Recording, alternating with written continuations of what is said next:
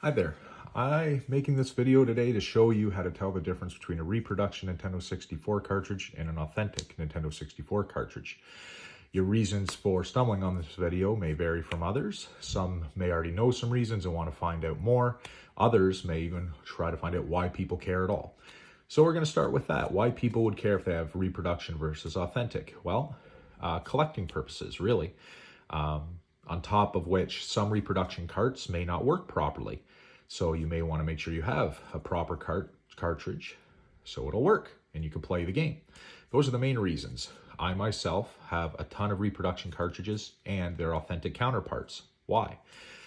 I'm a collector, but at the time that I was going for the Nintendo 64 games, all I wanted to do was relive my childhood. So instead of going for a Raspberry Pi option, which I had anyway, I wanted to feel the controller. I wanted to feel what it felt like again to put that cartridge in the system, but I didn't overly care about paying the prices. So that's why I got reproduction carts. But over time, the collector in me took over and I just had to have the real deal. And that comes to reselling purposes way down the line. And just to have the actual real cartridge that was there when it was popular. Okay, so, and the prices, of course, with the reproduction carts are going to be a lot lower than the authentic ones for the AAA titles anyway. And that's where the majority of your reproduction cartridges are going to be. The more popular titles, the more collectible titles. Your sports titles aren't really going to be reproduction. You can find them dirt cheap anyway, so people are not going to reproduce those. So you really don't have to worry too much about the cheaper end titles being reproduced, but you should still know the differences. So I'm going to teach you. Before I even show you the differences on the physical cartridges, there's some red flags to look out for when you're shopping. A lot of shopping is done online. So if you're shopping through eBay or any other retro reseller, if it has the location set in China, most reproduction cartridges come from China. That's a red flag there. Now, I'm talking about, of course, the North American versions. I don't know if these differences are the same for PAL or Japanese carts. I imagine some of them are the same, but not always the case. So I'm focusing on North American cartridges as well. But if you're having a North American cartridge come from China, that should open up some red flags. So just be wary that where the location online you're buying from could be an indicator of reproduction cartridge. The next one is the price is too good to be true. So a lot of reproduction cartridges run from about 20, 25 bucks down up to about $40, depending on the title you're looking for. Authentic ones could be quite a bit more. For the AAA titles, you're looking anywhere from 40 to a couple $100s. I'm talking Canadian here. So when you change that into American, it's whatever. So those are the factors to look at before you even get a copy in your hand to compare. The other reasons doesn't always make it so. If you're shopping through Craigslist or Facebook Marketplace or another online seller and the price is good, doesn't mean it's fake. That person just may want to get rid of it and doesn't understand the value of the true value of it, or honestly doesn't care. So you can still take advantages of those deals. Okay, but and that's up to your discretion. This is where we look at now the comparison. So first we're going to compare all my reproduction carts with the real ones. So reproductions this side and the real deals here. And you'll look at the condition of the cartridge.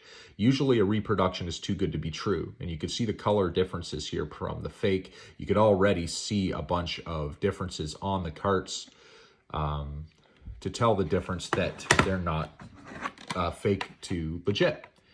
And as you can see, there's definitely differences here between them. And like I said, the condition is too good to be true. Like this one looks pristine and perfect, for the most part anyway, except for me banging it around. And then you've got blemishes on the real deal, like someone's name or a tear in the sticker. Those are the authentic ones. And then of course we got a Property of Blockbuster. This is a legit. This is reproduction.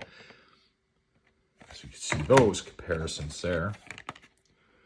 And the coloring you could see is a bit more bold on the reproductions. Not always so, but it keeps going down the line, as you can see, and then different various things you can see here.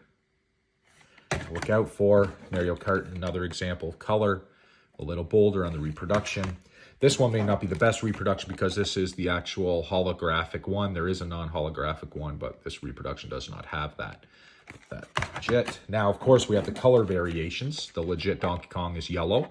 I'm not sure if they ever did have it in gray officially, but that's what we have to compare here. And then finally, we have with Conker's Bad Fur Day, a blatant obvious one, but the legit looks like this. The reproduction looks like this, very obvious. But what do you do if you don't have the two side by side to compare and you don't have, let's say, your phone to look up what the actual label should look like?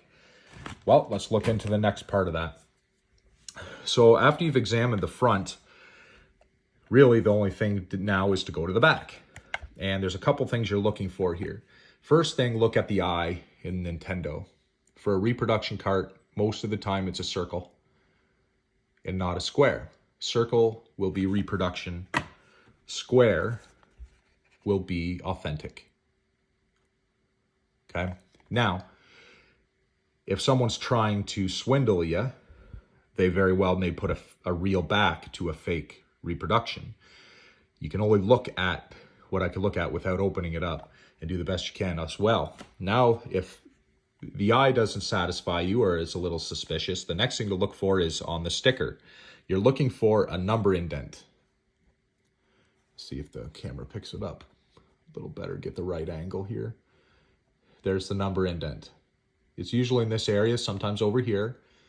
Authentic carts will always have that number, always. Okay, Conker has it there.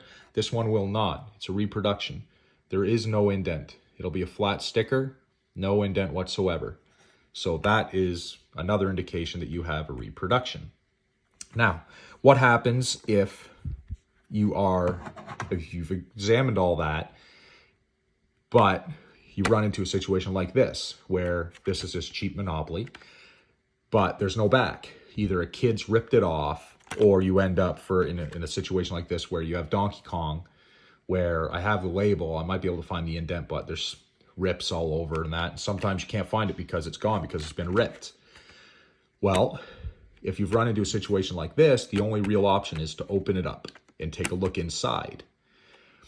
So at the store, you can pretty much, the indicators like I showed earlier, if you're at the store before purchase, you can look at the front, see how it looks, compare that with a legit label on your phone. If you can pull it up to see the differences that it should, whether Nintendo logo is wrong or the picture itself is wrong or the color's too bold, the eye, the indent and the sticker. If all those things pass, you're good.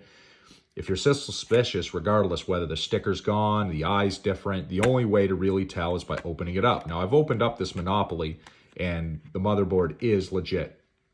But then we run into the situation, what constitutes an authentic cart? Is it just the motherboard inside? Is it a combination with the original packaging as well? If that's the case, this one may not be legit because it's discolored. Discoloration can happen, but it's pretty rare in the actual cartridges. So did someone have a damaged back and just replace it?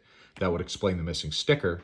So part of me probably will rebuy this game down the line, because while collectors don't care about perfect cases, that might be a red flag for reselling down the line, and then may not count towards a complete collection if things get too legit. So something to keep in mind. If now the next thing is really opening up the cartridge to find out how it looks inside. To do that, you're going to need a special set of screwdrivers that you can get on Amazon for about $15 Canadian, because they have special screws. Nintendo put special screws in Nintendo, Super Nintendo, and N64 cartridges that can only be opened. But like I said, you can get it from Amazon. It comes with these three screws, one size for like the Nintendo, the other Super Nintendo, N64, etc. I find this orange one in the middle that it comes with doesn't get a good hold on the screws, so I have my own that will suffice as well. So we're going to open up Mario Party 2, because I'm going to show you. This particular Mario Party 2 that I bought was a reproduction. Actually, it has a square eye in it, but it is a reproduction cart, and I'm very surprised. It's the only reproduction cart I have that actually has a square eye. So I was curious about the motherboard, but it is fake or reproduced. So I'm going to show you. So remember, reproduction, authentic here. So we're going to open it up. Don't worry about damaging your cartridge. You're not going to damage it unless it's already been damaged beforehand. It's very simple. There's not much to it. Take it apart with these two screws. The top, that out. It's got little clips on the bottom here. So when you open it, you just kind of push it down and that'll open it right up. Now, when you look inside, every Nintendo 64 cartridge will look like this, except for maybe Majora's Mask and maybe a couple others where the metal part will go beyond it. But they all look like this. The first thing you're looking for is 2 more screws. If you don't see 2 screws here, that is most likely a reproduction. Still not 100% where that could be the case, but if it's missing screws here, good indication it's a reproduction. So you take off the fold, and that's what a reproduction motherboard looks like. Now on the authentic Nintendo 64 game, you're going to have it say Nintendo, which I'm going to show you, and there's obvious differences when you're looking inside. So that's the inside there, the difference of the circuit board. So we're going to open the authentic Mario Party 2 so you can see the difference. Same thing, opens up the same way. So here you can see it's got the 2 screws at the bottom, the 2 extra screws. Now that orange screwdriver should take care of it, but I found it's a pain, so I'm using mine. Oops. So I'm gonna open that. Don't lose your screws.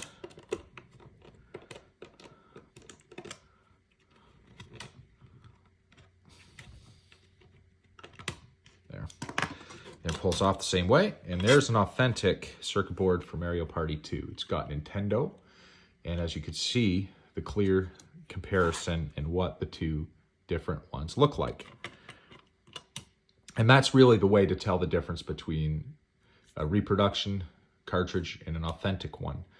So, and on a side note, if you ever hear a little shake, and usually it's in a Nintendo cartridge, or if you hear it in any N64, Super Nintendo, it doesn't mean it's broken. Usually what it means is a plastic piece, something like this is broken off, or this is broken off, and it's just wiggled around in there. So if you want to stop that noise from happening, just open up your cartridge and take it out, throw it away, or re-glue it if you want.